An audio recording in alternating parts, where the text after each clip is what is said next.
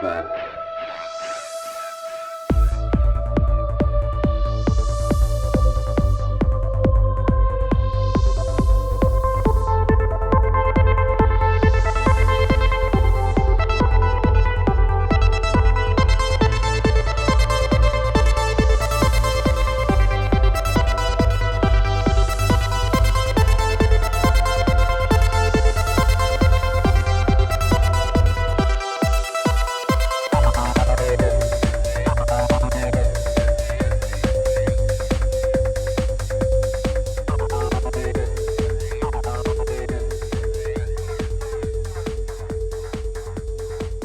What's up? Another episode of Ripple Effect Podcast. I'm your host, Greg Carlwood, also known as Ricky Vance, and a great episode for you today. A returning guest, somebody I've been a fan of for a long time, somebody that I was listening to before I started my own podcast, Greg Carlwood from the Higherside Chats. If you haven't checked out his podcast, please do.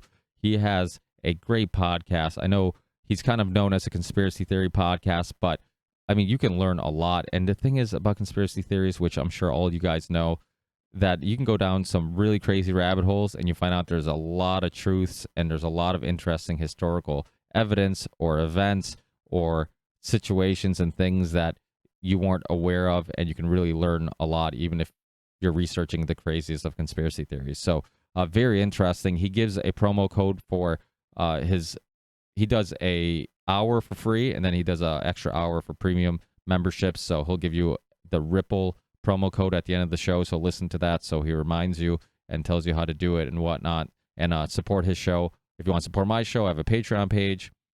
You'll find that in the show description on our YouTube channel. All our episodes in the description. I'll have links to Greg's work, all his social media accounts, and also mine. I'll have the Patreon page. I'll have the PayPal account. I'll have my Instagram page, RV36, the Ripple Effect Podcast Facebook page, my what else, PARLER, Instagram, what else? I feel like I'm forgetting something, but either way, they're all there. Check it out. If you want to support the show in any of those ways, please do. I try to promote this whole value for value system where if you get value out of these conversations and out of the show, try to help out in any way you can. It doesn't have to be necessarily financially. People who have via Patreon, thank you so much. People who have by purchasing merchandise, I have a new merchandise store, the Ripple Effect Podcast merch.com. Thank you so much, because you're all helping get a little closer to the goal of doing this full time, just like Greg. I remember listening to him when he, how happy he was when he first made enough money to do this full time podcast full time. So I love hearing those stories because it gives me a little bit of hope. I'm quite a ways away from being able to do this full time at the moment, but I'll keep doing it. I think these shows are important. I think these conversations are important. So hopefully you guys keep enjoying it. I think that's it, and I'll see you guys on the next one. Peace.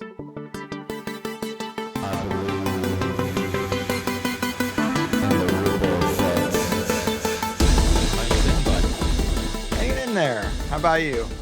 Well, a little worked up because Charlie Baker just announced that they have a curfew now in Massachusetts, that everything has to be shut down at 9:30 till like 5 in the morning, and now they're also reinforcing masks in public. So this it's never fucking ending. I feel like it was just yesterday that I was like, we're joking around on podcasts about like, oh, we have such a COVID fatigue. Can we talk about something else? And it's like, we can't talk about anything else because this shit just won't go away. It's like this endless fight. And it's almost like if we ignore it and we go along with it, it just keeps getting worse. And my wife will give me shit because in a way, I am a little bit of like a instigator in regards to like, I'm just like, I've never been really good with authority, and I've always liked to go against the grain a little bit. So we'll go to the grocery store and I'll just completely ignore arrows, and I won't ever put masks on the kids, and my wife will be like, just put them on their chins. I'm like, you don't have to wear them at all. Don't worry about it. And she'll be like, come on, she's like, and I'm just like, and I was trying to explain to her the bigger picture. I'm like, the problem with this is like, you're right. It's this little thing's not a big deal. That little thing's not a big deal. Doing this and just, following the rules in this regard's not a big deal. But if we keep doing it and nobody fights back, nobody goes against the grain, nobody talks about it or lets their frustration out or shows that like, hey, this is stupid, then it's never going to stop. It's true. It's so true. Of course, California is no stranger to draconian clampdowns, but San Diego, thankfully, is pretty much the most conservative city in a very liberal state. So I feel like it's not so bad here, honestly. Where are you? San Diego. San Diego, and you said it's not as bad as the rest of the state. Right. Well, it's hard to be as bad as San Francisco or LA, but we are a pretty conservative city, mainly because of, well, there's a lot of old money, which does that, but there's also a huge military Navy presence, which sometimes isn't my favorite thing, but at the same time, it does sway the local politics quite a bit.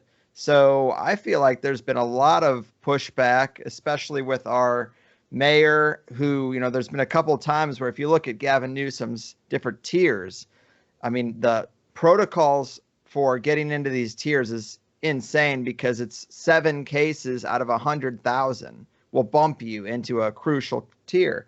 And as opposed, and it's like the tier below it is like 5. So it is 2 case difference out of 100,000, which is almost nothing. And wow. We have barely dodged. Like, the math has put us into the highest tier twice, and they've just kind of skirted it and been like, maybe we can pretend that it's not quite as bad. Because that tier is supposed to cause us to completely shut down, and even businesses who have their operations out in the street are supposed to have to shut down, and that would just crush too many people. So I think our government locally has done an okay job compared to the state I'm in and actually pushing back a little bit on our behalf. Yeah, even with us, like I play basketball at Saturday mornings, and we found a place in a local city that like this one spot that had basketball up to play pickup ball a couple times a week, and we would go there, and we finally found a spot. We started playing, and then out of nowhere, like 2 months ago or a month and a half ago, whatever it was, the rims were gone, and I'm just like, this is fucking ridiculous. Like, when is this ever gonna end? Like, if you can't, like, not that it's our awful long-term memory is one of the reasons why we're doing this all without thinking logically about it. Because if you remember when we're all locked at home and they shut down the whole world, I mean, it was all about just flattening the curve. And now, during that time when everybody is home and every street looked like a ghost town, and it was this freaky feeling everywhere you went where it's like, what the fuck is wrong? What am I living through? Like, cases and deaths were still flying up. And now that, like, everything's open for the most part, at least people are communicating with one another. There's not as much public shaming in regards to hanging out together. And the gyms, at least in Massachusetts, are open. People are going to the stores and restaurants or whatever.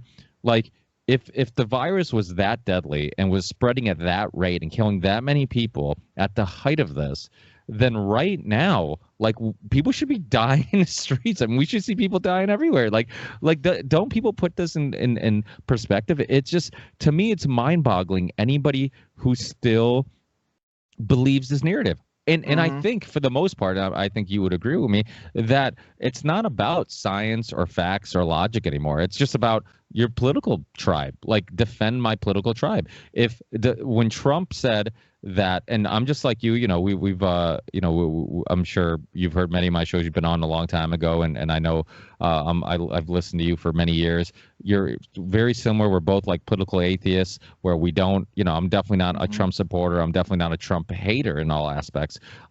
It just happens that where I stand right now, he seems to be much closer to my perspectives than the left. And I think the left having to, their determination in making him look bad and bashing him for everything has led to some of this. Because what happened was that he was accused of, I mean, Russiagate's a perfect example. Like, I mean, even though nothing really came out of that, the people still won't admit, like, yeah, that was all for political reasons. It wasn't because there was any real evidence there. And you're seeing it now with this, where it's like, because they accused Trump of not taking it seriously when he was trying to open up the country, or when he said things like, oh, we'll be open by Easter or whatever. Now they have to stick to those guns. They have to continue saying he's not taking it seriously. We have to wear a mask. They have to, even though all the evidence goes against that. Yeah, I am, like you, political atheist, but if you start listening to the actual things that Kamala Harris and Biden are saying about what their presidency would be doing for COVID, it's the worst stuff that we don't want, mandatory across the country, masks for everyone. Biden commented about rolling out the free vaccine, at CVS and all that stuff. And it's like, that's probably going to happen regardless, that part. But if I have my choice between these two and these two only, I probably want the one who's not afraid and telling everybody to be fearful and is actually mocking the other dude for having a mask on every time he goes out. I mean, that would probably be my preference, because this has to be the biggest issue to vote on. Honestly, it used to be for me, no more wars, no more empire expansion overseas. Kind of got that too, so yeah, people should be aware.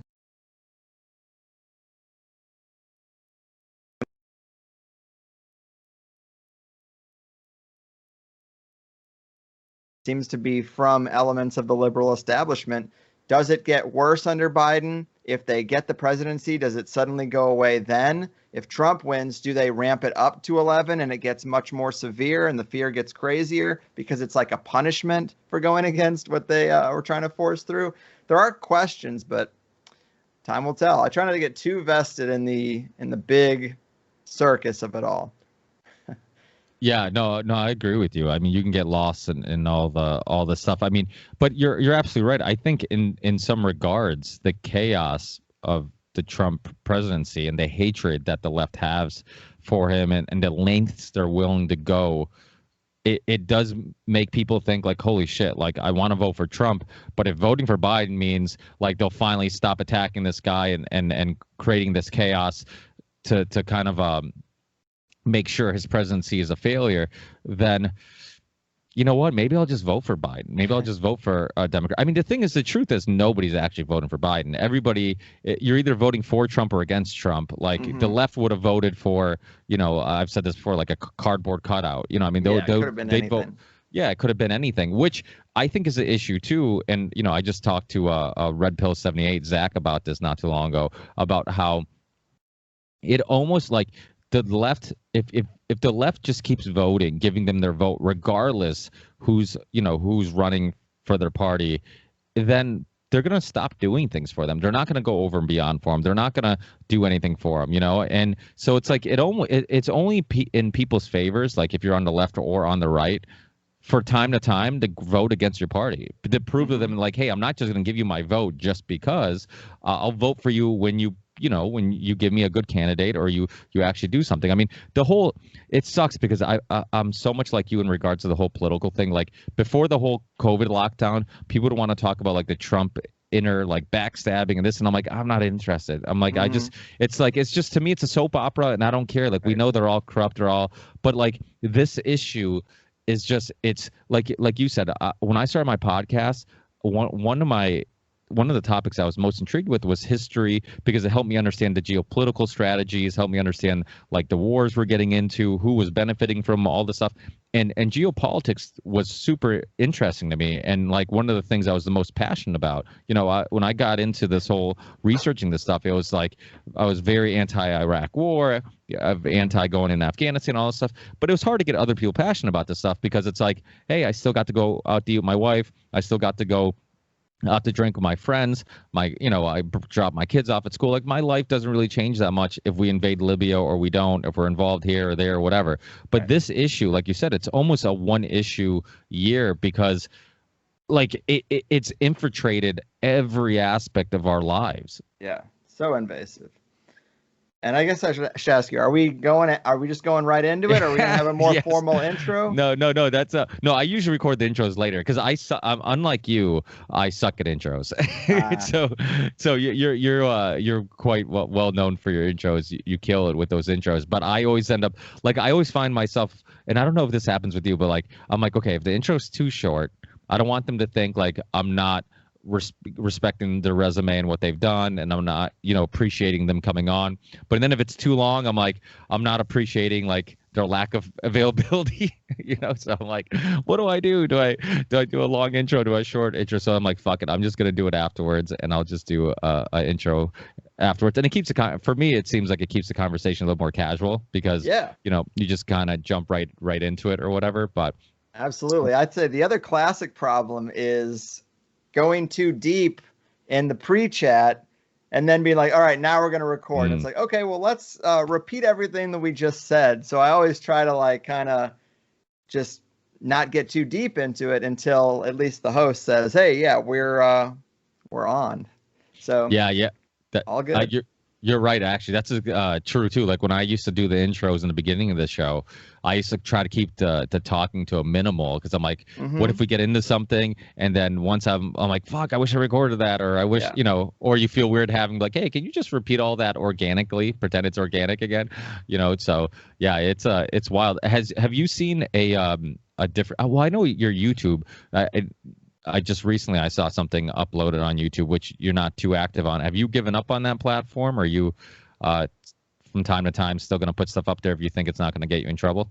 Well, so YouTube has put me in timeout before, where I was blocked for 2 weeks. And then that's frustrating because with 70,000 subscribers, like you have no way to even email them. You have no contact information. YouTube holds all that. They have the keys to your castle that you built over years. So that is unfortunate.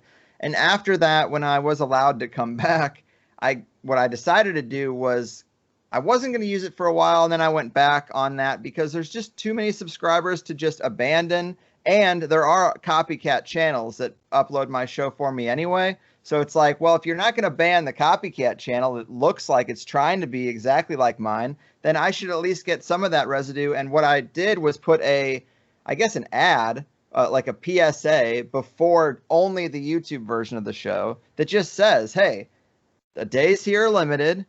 Controversial subjects aren't going to appear here. You need to go to my website, get an RSS podcasting app, and like, let's have a direct relationship where YouTube isn't in the middle of it. You say you want to listen to the show, so come on, this is what you should do. And so I tried to I also, not really for those reasons, but I removed YouTube comments mainly because people were saying inappropriate stuff to and about the guests I was having. And I'm just not going to police the comments. Sure, 99 out of 100 are good. But, one guy drops an N-bomb on your last black guest. And it's like, if they were to see that, it would really affect me pretty bad. I would not be happy about that. So just so that I don't have to police it, I removed them. But it also works because I don't want YouTube to be a convenient way to listen to my show. So now you have to listen to an extra minute ad or fast forward it, and there's no comments. So if you still like using YouTube, fine.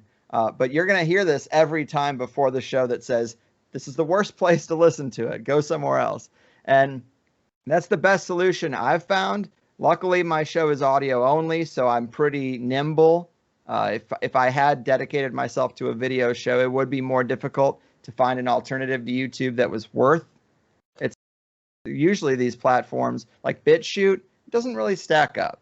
I'm not super psyched about what I'm seeing as far as YouTube alternatives. So I really think the best move is people need to start going back to the old ways of the internet. Go to a person's website directly.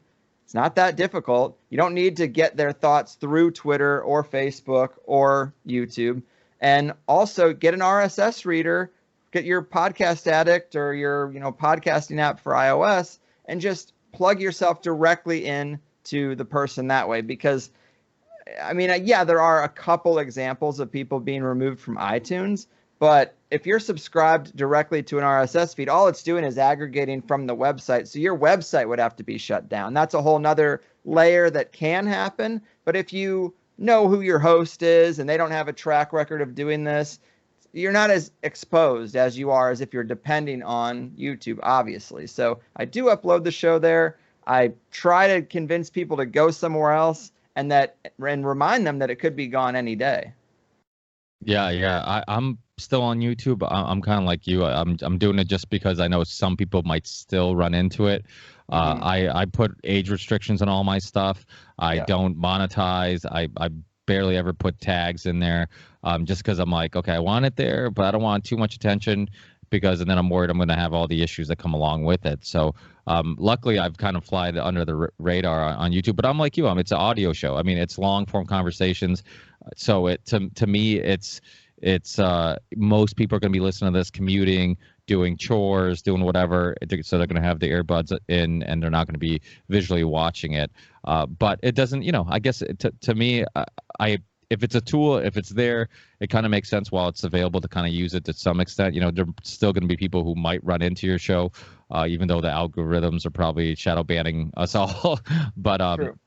but it's and the alternatives. I mean, the thing is, yeah, I mean, none of them are quite as convenient as YouTube, and that's why people still use it, because it works with Chromecast, Fire Stick, all the smart TVs, the apps everywhere. So it's super convenient for people to get to it. You subscribe to it, and it's the same spot where they can get your channel, that same app, they can get my channel, all the other channels they like, and it just, it is that convenience. But I know, Corbett, I've talked to Corbett quite a bit about this stuff, and, he says the same thing. It's like, go to my website, everything's there, and his stuff's all backed up on IPFS. Ernest Hancock helped him out with that or whatnot, and that seems like a good way of doing things too. And then but I also think that this stuff, all this censorship has really opened a door. As when one door closes, another one opens. A lot of people that would be like, you know what, there's a little bit of shadow banning, a little bit of censorship, but it's still so convenient that I'm kind of looking past it.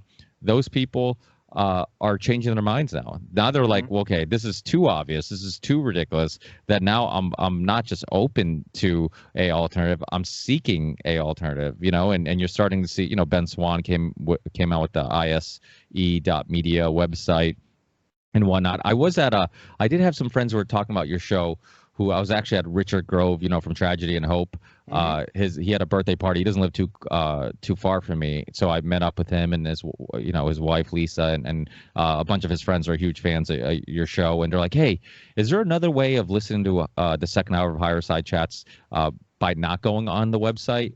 And I'm like, honestly, I don't know. I think if you get the RSS feed, there might be one specifically just for the, that's what I told him. There is. So it's really the same. All you have to do is log in with a username and password, but it is a different feed, but the process is the same. I have a frequently asked questions page, which really breaks down, the best way to listen, most convenient thing for each different type of platform that exists. Some people miss the FAQ page, or if they are only thinking about being a member, they would have never investigated or found it. So I'm still trying to find the best way to get that in front of people, but it is basically the same process. Yeah. So you just punch in the RSS feed for that specific members only. That's what I was telling him. I'm like, I'm pretty sure whatever app you use, you just punch in, unless they listen to it on iTunes, and then is there a spot on iTunes app that you can put an RSS feed? Well, on the iOS podcasting app that comes native on the phone, there is. So some aren't going to support it. Like a lot of people listen on Spotify now, which is another, like, let's keep making the same mistake, okay, and going to another corporate platform for access to controversial content. But I've had people say, I would love to subscribe to Plus, but it's not available on Spotify. I'm like, well, that is their technical issue. They don't allow password protected shows because they're selling their own subscription. So it would be really weird to be like, okay, now I have Spotify Premium. And also, if you don't have Premium, then they insert ads. So you want ads inserted, paid membership show? Like there is an app that is free for every type of phone. It's probably best to just get that app and not have to worry about it. But there's still a little education that needs to take place, and there's some confusion out there. But I also don't like repeating myself a whole lot on my show. So sometimes I'm just kind of like, you guys can figure that out. And I'd make more money if I like every time said it at the end of the show, just went through all these bullet points about it. But it's not rocket science, subscribing to a podcast. I actually feel like it's kind of cool that you kind of have to know a little bit. It's not hard, but like it's still a little bit of a club, because I'd say what's the latest numbers? Like 40% of people have listened to a podcast. And probably of that number, half just listened to something on YouTube and said, yeah, that was a podcast. But how many people are really using RSS feeds, getting all their shows organized? It was a techie, nerdy kind of thing, and it still kind of is, I think. Yeah, but that's what I think people should be doing. Yeah, I use Podcast Addict. You brought it up. Yes. I've been using Podcast Addict forever. I love it. You can listen to live radio on it. Right. They're not banning anybody. They're not banning anybody. Have you? What you want. So I had Mickey Willis on my show from the Plandemic documentary, the filmmaker, And I had issues with that in iTunes. Surprisingly, weirdly enough, it's still on YouTube, believe it or not. But it's I remember text messaging Sam, Charlie, and Midnight Mike, and I'm like, "There's no way this is not going to get me kicked off." I'm like this, so I uploaded, and weirdly enough, it's still up. But a bunch of stuff started getting flagged, but not that video. So it like sparked a bunch of flagging of stuff. Like people were flagging old, the first time Del Bigtree was on my show and a bunch of other things. And I'm like, this is weird, but they're not even touching the one that probably got the attention on the channel in the first place. Right. But have you had any issues with because the only like I'm with you. Like I've told Jason Burmas, I've told other people that are specifically just on YouTube. I'm like, listen, you need to have a RSS feed and let people get the audio version of your stuff, because there's such little restrictions on that, or at least so far there's been very little censorship. I had one Del Bigtree episode during the height of the lockdown and the Mickey Willis one, which is weird because some people, like at the same party when at Richard Grove's party, people were showing me that on iTunes the Mickey Willis show wouldn't show up on their phone. But on my phone, if I went on iTunes, it was there. If I went on like my wife's iTunes, it was there. So it's weird how it was like picking and choosing. I was wondering if maybe they had something to do with like how Google, the search engine, counting on where you are, they can change what you see. And I'm like, oh, I wonder if they want me to see it to think that everything's okay, but it's not okay. I'm like, that would be a clever way of just like telling listeners that are sending me, hey, I can't find it, be like, no, it's good, don't worry about it. So I'm curious if that's happened. But has anything like that happened to you? Have you had any censorship whatsoever on iTunes or any of the apps? Well, yeah, because I mentioned the 2-week timeout. I think that's happened twice. I was on YouTube, but on any of the specifically just the audio version? No. The audio version is completely intact because it is just the RSS feed through the website. It's always just the corporate platforms that get between us and our listeners that are the problem. I've been put in Twitter timeout. Actually, the last election, I was going off on like how bad Hillary was, and all of a sudden I was blocked. And then there was another time where I woke up to a bunch of messages about like, hey, dude, you need to check your Twitter. Something's going on. And I guess somebody hacked into my Twitter and tried to start a flame war with Joe Rogan and like changed my name and my description of the show to be about Joe Rogan. And he follows me. They started DMing him because they now had access to be able to do that because we follow each other. So now, you can private message. Yeah. And I had to be like, dude, sorry. I mean, you're probably getting so much shit. This isn't even on your radar, but like, also, like, I'm sorry, this is obviously not me. This is something crazy. I don't know what this is. But on YouTube, I've got probably 8, maybe 6, 8, 10 podcasts removed. I stopped paying much attention because there isn't a lot of rhyme or reason to it. A couple of them were Sandy Hook related. One of them was Nassim Haramein, which is kind of weird because he's more just about quantum physics and quantum biology. I think that was like the term in the title that probably got it banned because it was this year. Because I really think that our medical paradigm, which is the reason why I started to do a bunch of other interviews, I think our medical paradigm is based on some faulty foundations which allow operations like this to work as well as they do. One of those faulty foundations is how contagious our virus is really. How big a deal is contagion theory really?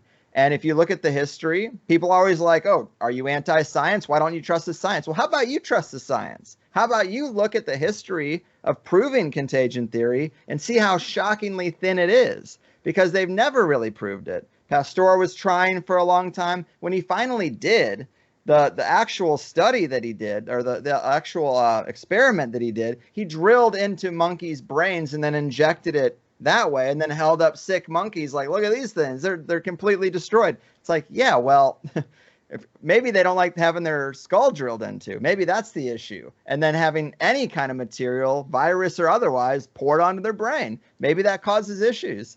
But it's never really been proven. I even have, like, in my notes, in 1918, the Boston Health Department failed to infect a single one of the 300 healthy subjects they contaminated with the bodily fluids of Spanish flu carriers. They had them cough in each other's faces, breathe heavily into their mouths, and inject snot from one infected person into the nose of an unaffected person. None of the new people got sick. So this idea that just being in the same room with someone is going to get you sick because they're sick, I mean, we take that for granted in the Western system, but it's not part of the Ayurvedic system. It's not part of Chinese medicine, these old, ancient, deep systems that a lot of alternative podcasters have reverence for, at least. Why don't they have that in there? You know, it's odd that it just came out of the Western system, and it's because it sells Rockefeller medicine, sells fear. It's basically like terrorism after 9/11. Like, here's this invisible bad guy, but we'll save you. You know, they don't give a shit about us. And these protocols, as we started out talking about, you can see through them pretty easily because there's all kinds of flaws in logic, like Gavin Newsom's, put your masks on in between bites when you're out at a restaurant. What sense does that make? They also just released the ones about holiday parties, and they have a section about chanting and singing. And if you're going to be singing, it needs to be quiet.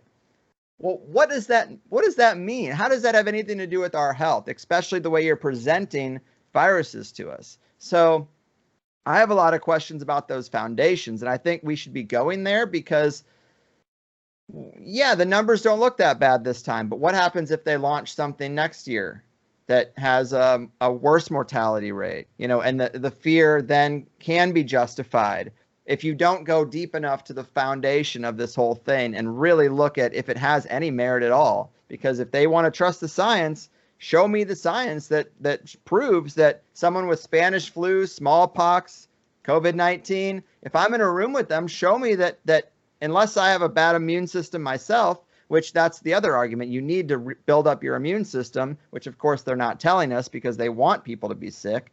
Meanwhile, like, if you really do armor up and eat all the stuff you're supposed to, nutrient-dense, grass-fed meat, like, you are armored up against that way more than if you wear a mask.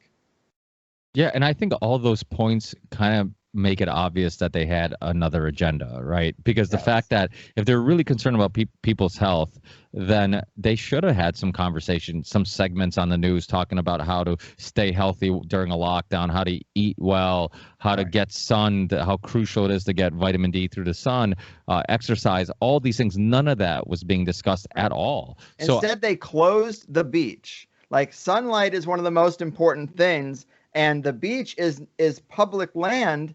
You might as well be walking around in the woods. You can't really close the beach. It's really messed up. That was a new level that I didn't expect, because even for your peace of mind, people like going there because it's meditative, because they do get the high quality sun.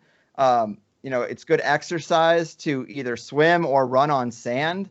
So to just say it's closed was something I never really saw coming. I mean, a lot of things this year were new, even though we've talked about them for years. They were unexpected to hit us all so quickly, but it also drew a line in the sand with alternative podcast hosts where it's like, were you just doing this because you thought it was provocative and fun and you weren't really walking the walk, you know, or are you serious? Because this particular agenda, it really threw a lot of people into the fear realm. And I saw podcasters actually start saying, well, maybe you should be wearing your mask or this or that. And it's like, that drove me crazy. That drove me fucking crazy. It's like, I got in arguments with people that I'm like, wait, you're supposed to be a fucking libertarian, like, fuck the government, freedom. And now you're saying, just listen to the government, wear a mask. I'm like, what the, like, oh my God, it's so frustrating because there's so many people that I'm like, oh, okay. So it was just really easy to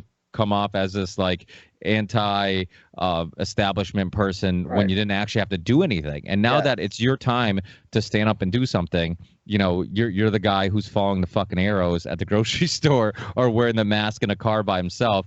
And it's like it is. It's like, you know, my kids have mask exemption forms, and because I'm like, I don't want them to miss out on, you know, the things that they're doing, but I also don't want them to wear masks. So my kids are the only ones who aren't wearing masks at soccer or whatnot.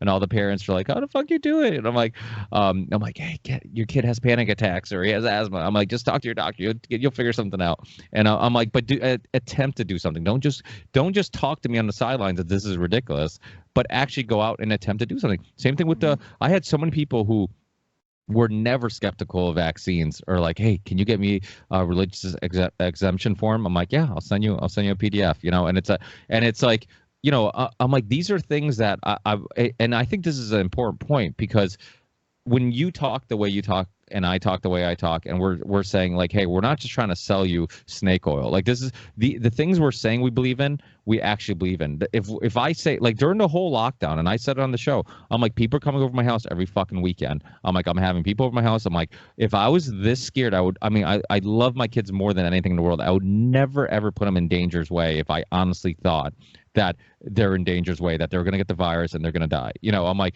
so it's obvious that like, you know, what I was saying wasn't just because I wanted to be this like, you know, this alt media, like go against the grain type of person. I'm like, I honestly believed in what I was saying. And like you said, too often, once the opportunity came about to actually fight for something and speak up and actually make a change that's bigger because you're, you know, this has infiltrated all of our lives.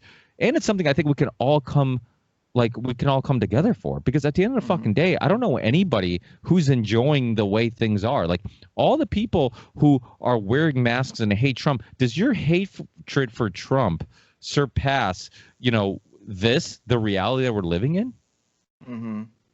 The problem is that people don't see it as an agenda. The majority of people see this as a virus that is just out there in the world, and it doesn't care who the president is. And so they want the virus to be gone, and they're conditioned to believe that we have to have Biden's protocols to combat that virus so we can get our lives back on track. So that is, I think, the headspace of the majority of people. So it gets really difficult to approach it from a political perspective when you're trying to explain to people that it's an agenda-based thing, and that, you know, depending on how the election goes, maybe it does just go away, you know, like Trump always said it was.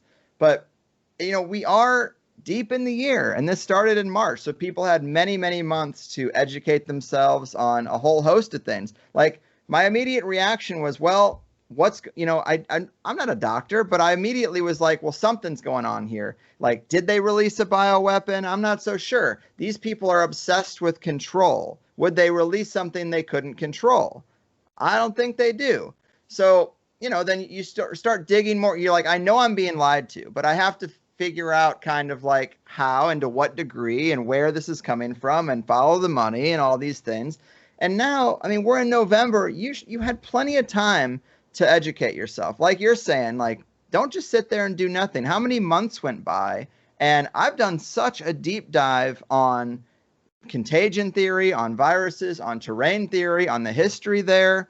Obviously, vaccines, when that was popping up a few years ago, I felt a real responsibility to be right on that, because people will take the advice they hear on a show. So Absolutely. If I'm going to have Del Bigtree on a couple times, if I'm going to have some these vaccine researchers on, I really should feel completely comfortable making sure we're on the right side of this, instead of just being like, oh, here's another extreme provocative thing. Like some shows are just provocative. I interviewed a guy about maybe we all died in 2012.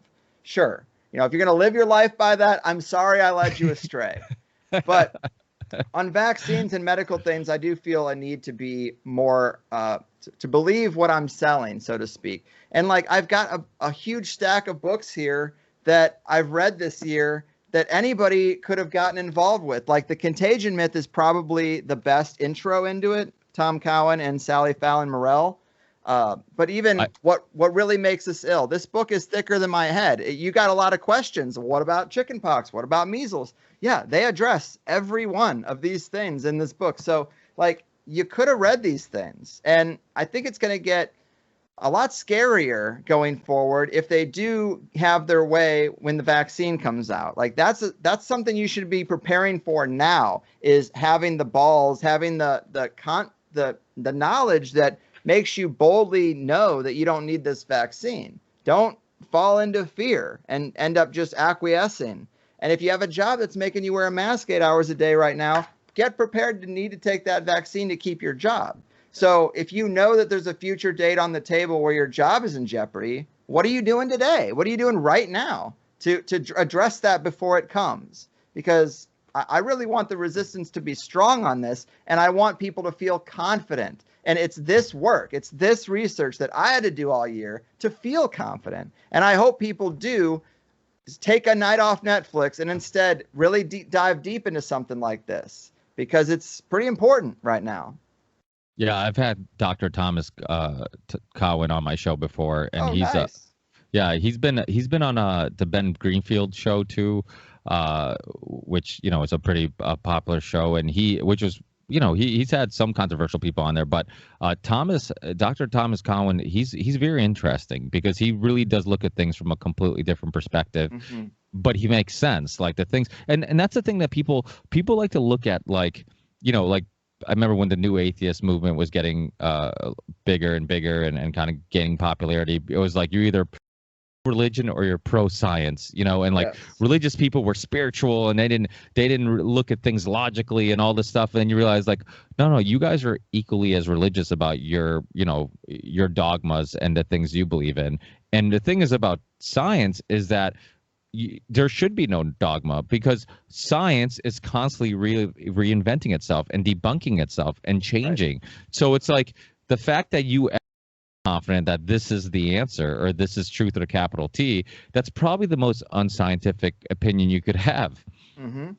Yeah, one of my favorite return guests is Chris Knowles, and I follow his Secret Sun blog pretty regularly. And one of the things he did a deep dive on last year was looking at people like James Randi or Richard Dawkins or Christopher Hitchens, these people who led that atheist movement, basically. And I was really into that when I was younger, because I went to a private school and I always was anti-authority. So if I can carry a book around by Christopher Hitchens called There Is No God, something very bold and in your face like that, I can't really get in trouble for having a book, because a lot of my classmates aren't reading anything. So but it was poking the bear. So I was very big into that. And I thought I was real smart, when I was a freshman in high school, like reading these books and being like, yeah, I am an atheist, because that was the counterculture for my environment. And then much later, really through the show, if you listen to the early episodes, I'm always trashing on that stuff. And yeah, I still have a huge problem with the Vatican and, the whole stamping out of all the other actual deeper, true, like, spiritualist cultures like the Celtic people and Native Americans and all that stuff. Obviously, the Vatican's like the corporate religion that took a good thing and like ran with it and convinced everybody to follow their doctrines and all this stuff. But I'm definitely more spiritual than I ever was before. And I think that if you go back, we always used to talk about them wanting to create a one world government and a one world religion. That is scientism. That's the religion. They have us following a lot of it on blind faith right now and worshiping at the altar of the CDC. That's really, I think that Chris made me realize more than anyone else that this stuff was seeded with that movement in the 90s and throughout the 2000s. And then if you look at what Epstein was investing in, a lot of it was these same scientism guys and compromising them so that not only could he get politicians to vote the way he wanted, but he could get a lot of these scientific boards to vote the way he would want because they've compromised 2 or 3 people on the board. So it goes very deep. And I think people, instead of being like, critical of, oh, you don't trust science. Science is not a conclusion. It is just a process.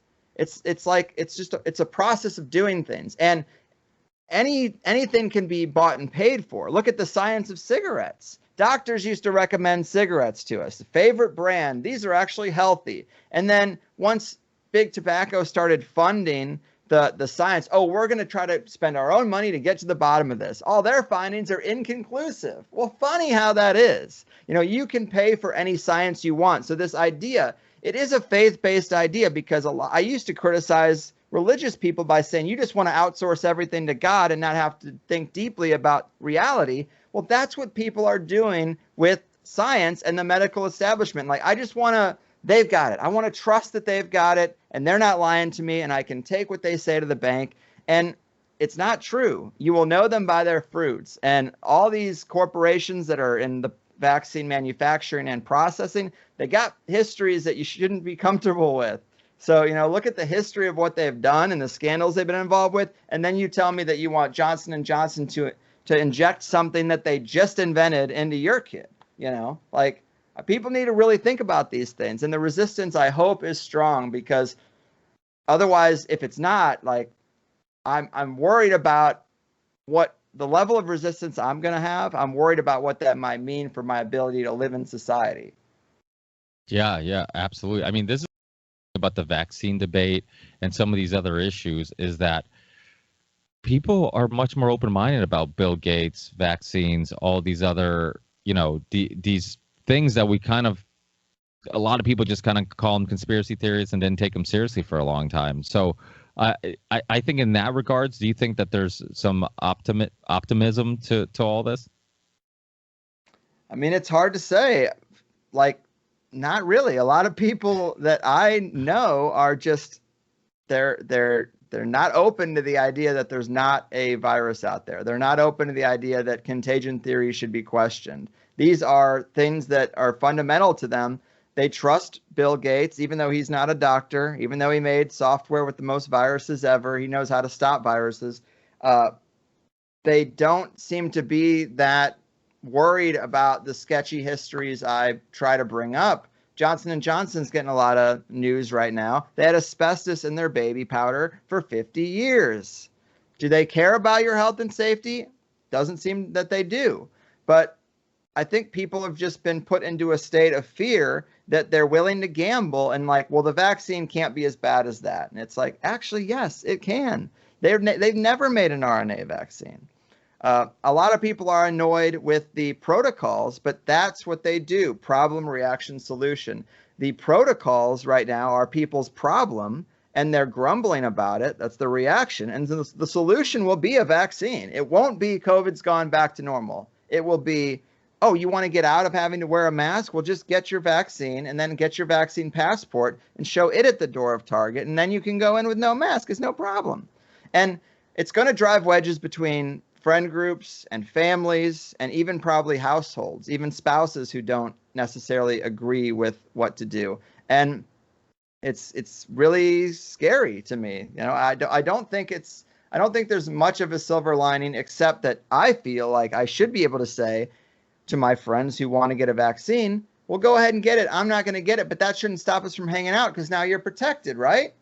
Like, aren't you? But that's not the way people think. They're going to be thinking that if they get vaccinated, they only really want to be around other vaccinated people. And they're already seeding stories in the media that say, well, the vaccine is not a one-time fix. It's going to be something you're going to have to re-up every 6-12 months. So now we're in a state where they say the antibodies don't make you immune for long. So now it's like a constant problem. It never just is like, oh, well, I got the antibodies, then I'm good. I can just do whatever I want.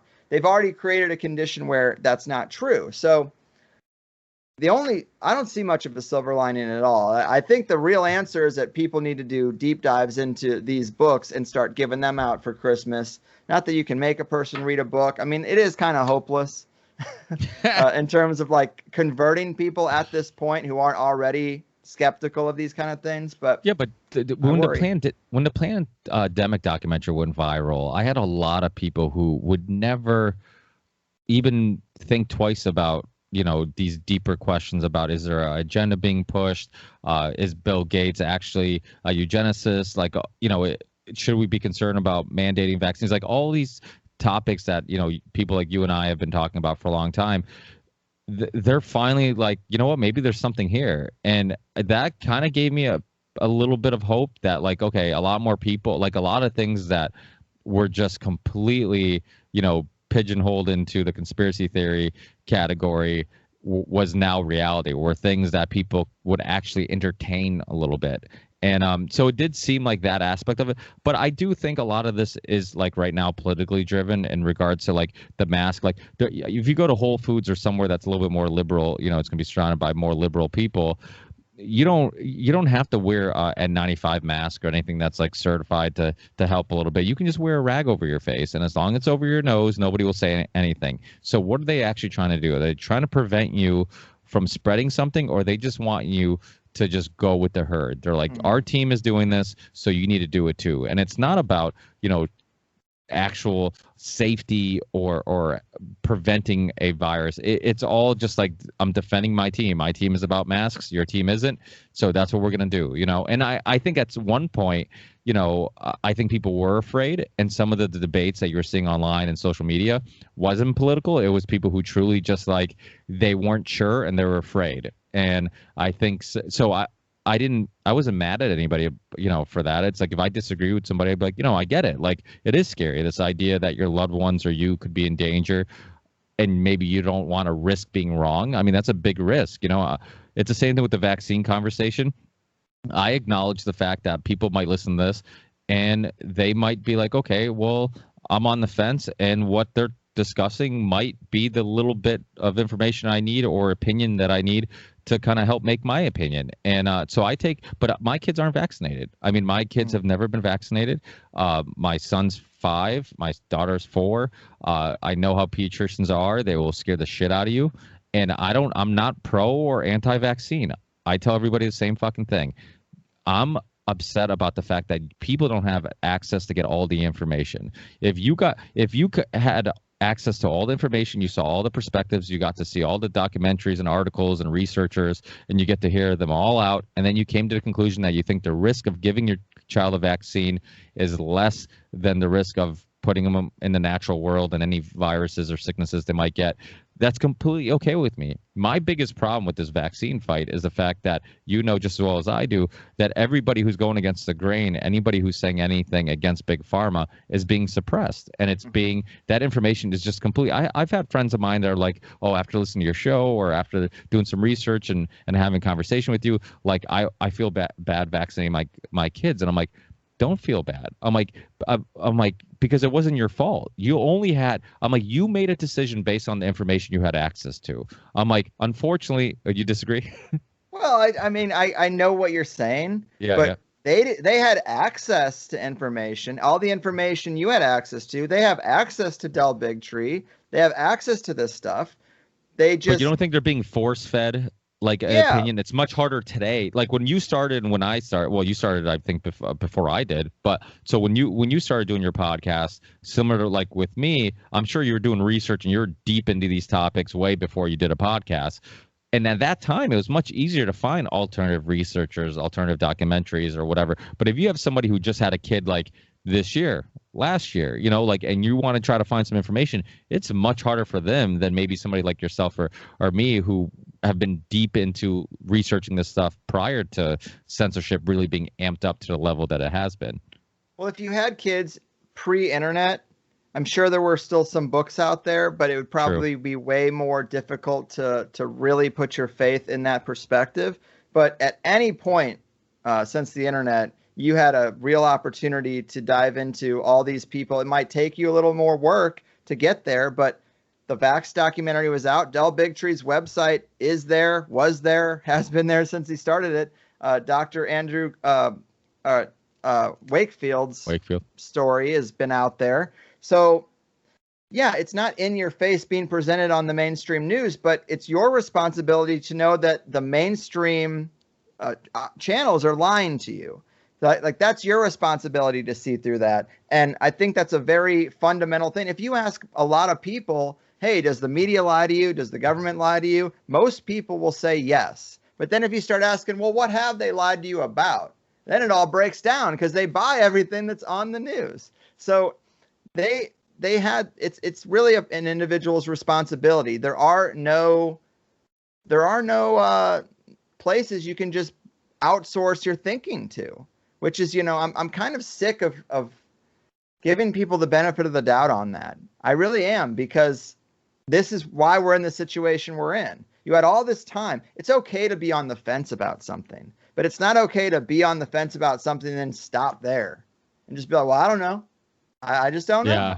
It's well, then keep digging. Then you need to do more research and then make a conclusion that you can feel confident in. And it's okay to change your mind later. But on big issues like this, you know, don't wait until your wife is pregnant to then decide what you think about vaccines. If you think in the future you will have children, it is your responsibility to learn about this stuff now. And if you can look at the insert on that vaccine and feel comfortable about what it says the side effects are. Just because a random pediatrician told you that they're rare, well, what is rare? Is that a scientific term? How many out of 100,000? Is it 7? Because that's enough to put the whole state of California into lockdown if you test 7 positive people for COVID. So, like, what do you know about my kid, too? So 7 out of 100,000, let's say they get autism.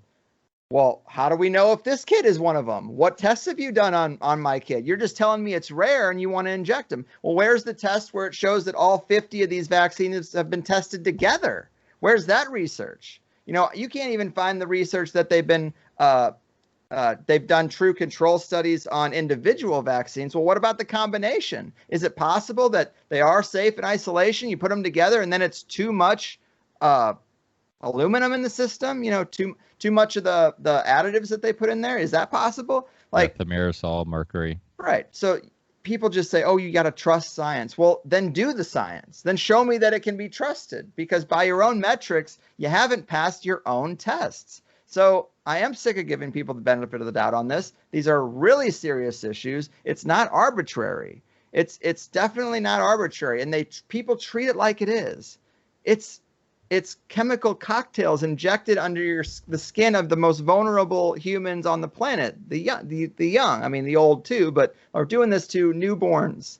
Like, it's time to really start learning about this stuff and deciding what you think about it. Because I say let the best ideas win, because I'm confident in the alternative ideas that I advocate for. So I would encourage people to stop sitting around and actually do a deep dive and learn this stuff. And then how do you approach other people? That's difficult. I think we should be strategic. I don't think we should be so, blunt and in your face, because people, it's hard to switch off their conditioning. And I think the best thing to do is just show them a good example.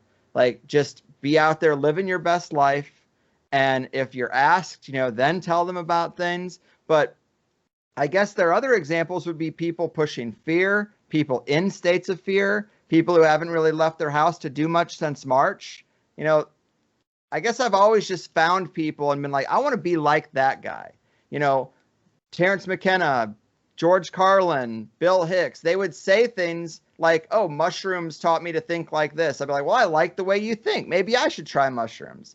And, it switches you on in a lot of ways that you don't expect. And I think that we should just be good examples for people instead of being in the streets with signs about the pandemic and COVID 1984 and take off your mask, because I don't think people respond well to that. And we are in a phase where we need to increase numbers quickly. I just think it's got to be about books, being a good example. You not vaccinating your kids. Like, now there's an example in the neighborhood of what a kid, because we don't even have controls to know. Like, unless you know Amish people, you don't know any kids that aren't vaccinated. So you don't have anything to look at. You've now provided some people an example. And if they say, hey, these kids never really get sick and their health is pretty robust, maybe I did something that wasn't necessary at a minimum and maybe harmful at a maximum.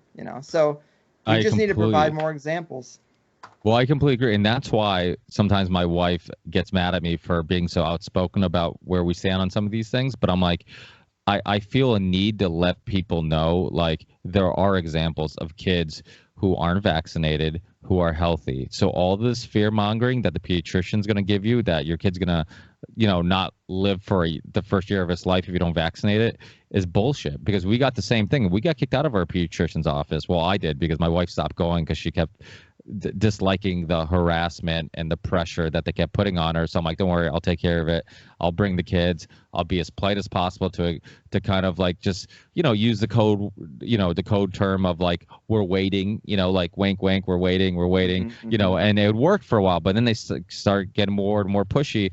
And then eventually we got a letter in the mail saying, if we're not going to vaccinate our kid, we need to go to a different pediatrician. But like I was saying, like, the reason why I'm open to tell somebody this stuff is because if everybody they know that they've talked to has vaccinated their children and they don't know anybody who hasn't, they're a little afraid of like, okay, what the fuck am I doing? Am I taking a risk here? Is there any examples? Mm-hmm. So I think like letting people know that like, hey, look, I have health. I mean, people can follow me on Instagram, Facebook, whatever, friend request me. I tell people, friend request me if you want.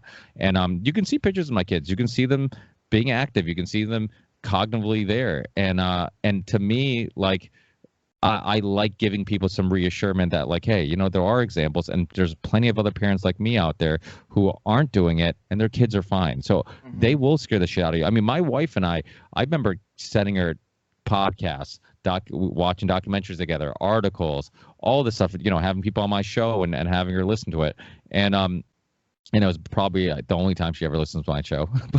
But and yet, like, the pressure of the pediatrician was so great that even after a appointment, she would come back and be like, are you sure we're doing the right thing? And I'm like, what the fuck is wrong with you? I'm like, hours and hours of conversations, documentaries, articles. I'm like, I thought we're all on the same page, but all it took was that a person in the white suit, with a PhD on the wall, and all of a sudden it's like, well, maybe I'm wrong, And so I know the concern of parents, and like, it does see, when you're talking about your loved ones, it is something where, like, you just don't want to be wrong. I mean, God forbid that you're wrong. But you were also talking about, like, Terrence McKenna. It reminds me of, like, we talk about, like, how politics, how silly this whole thing is.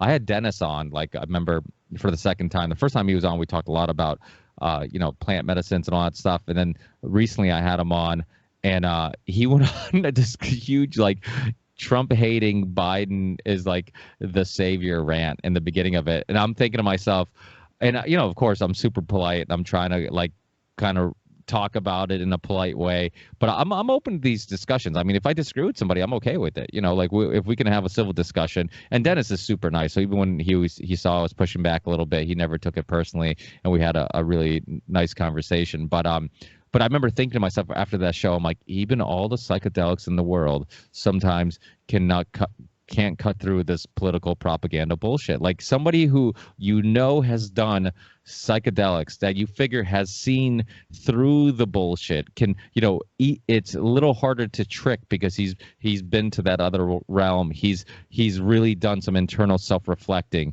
and yet he just fell for this trap of, like, Trump is Satan and Biden is the savior. That is sad to hear. I've also had guests who have gone on their little rant here to talk about one thing, and then all of a sudden they keep bringing up masks like 4 times. It's like, I'm not talking to you about masks. Leave the masks alone. But I try to empathize because they're dealing with one of the most sophisticated propaganda machines ever created. It's very refined. It's very invasive.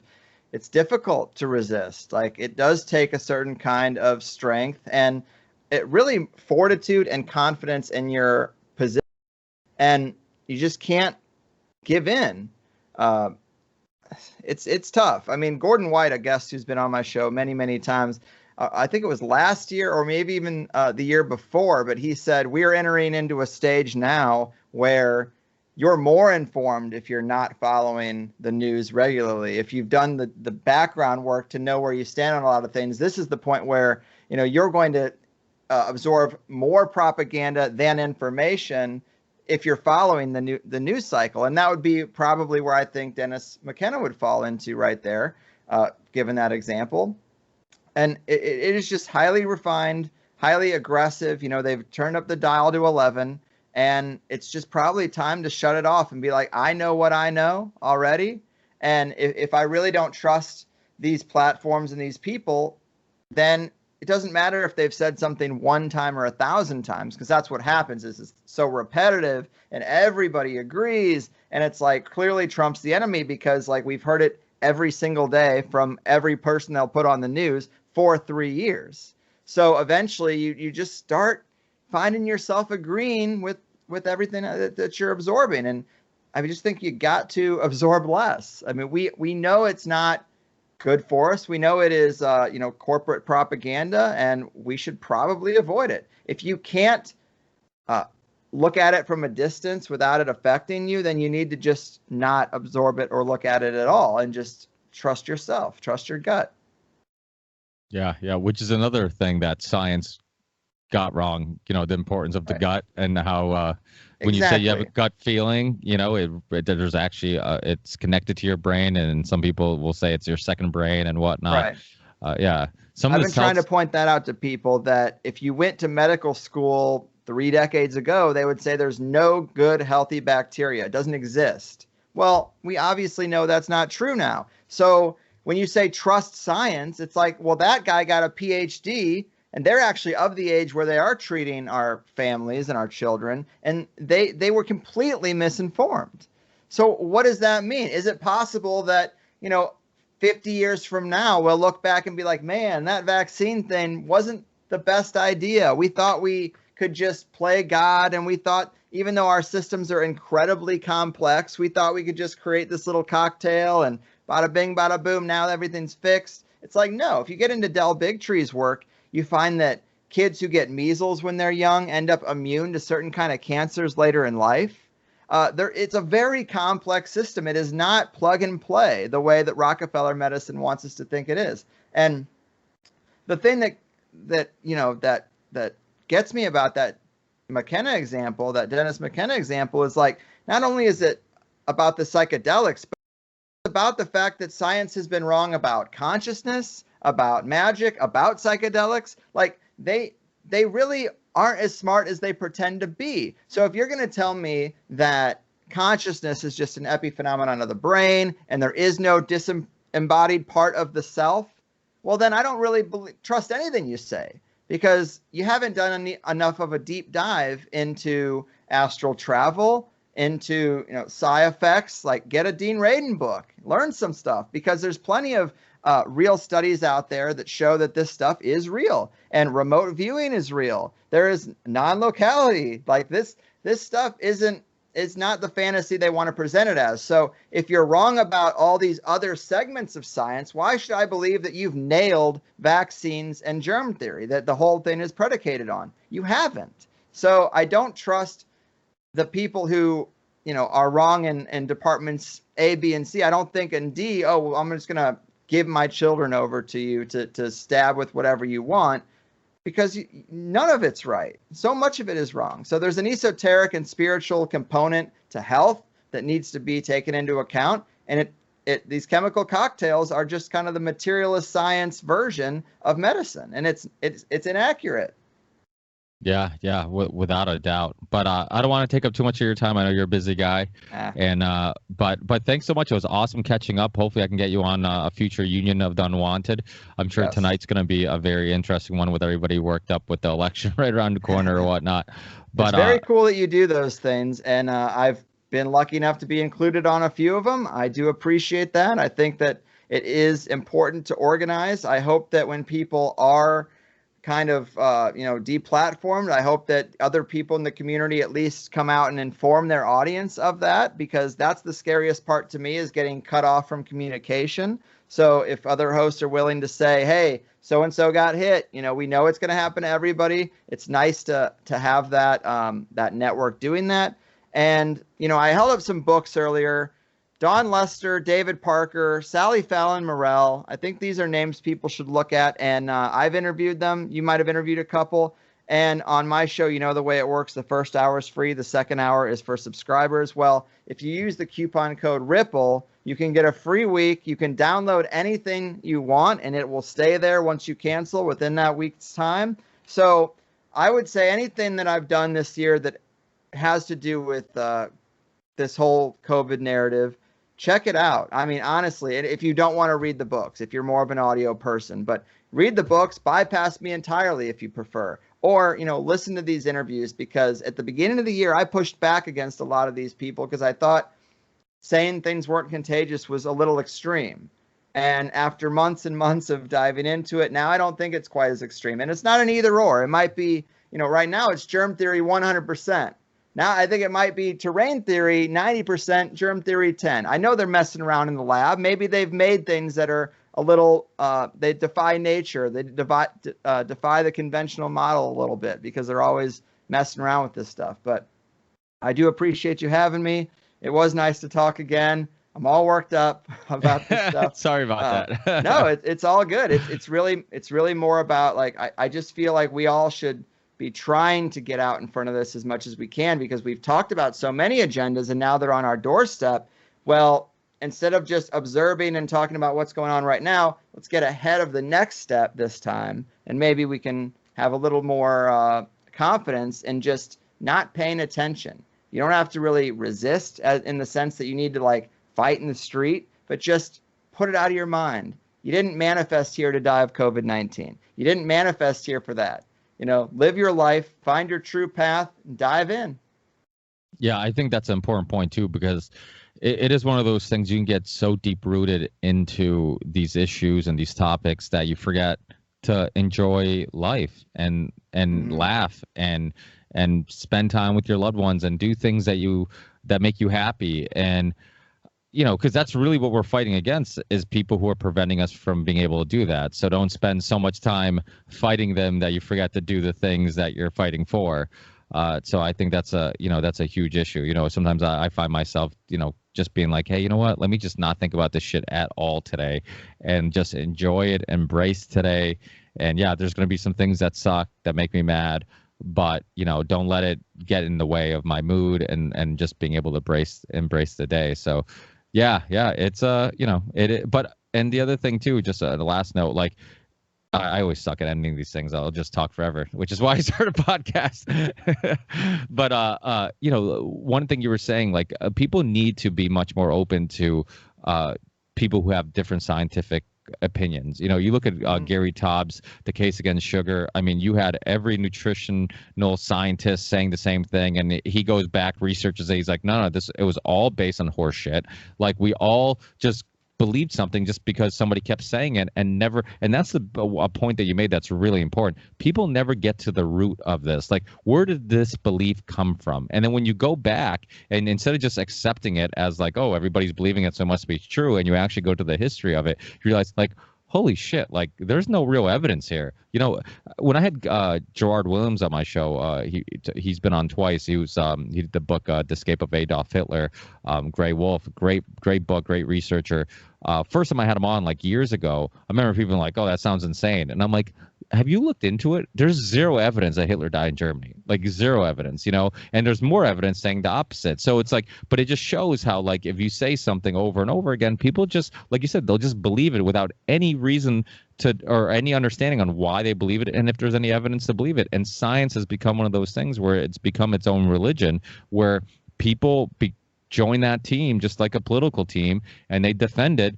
Even though we all understand, like, it's quite common to go to a doctor and have a second opinion. It's quite common to go to a doctor and have a third opinion. What does that mean? That they don't all agree on the same things they're looking at, the same information. We're all just analyzing it, and we might come to a different conclusion. But we've decided that these doctors during the whole COVID thing, like, they're the only opinions that matter, and let's suppress all other doctors. So I think that's dangerous. But thanks, Greg. I really appreciate it. Hopefully, like I said, I'll get you on a Union of Unwanted in the near future, and we'll keep in touch and keep up the great work, man. I really love the show, and I appreciate everything you've been doing, and you're an OG in my eyes. Thank you. You as well. I appreciate it. This was fun. Thanks, Greg. Hey, take care. Have a good one. See ya.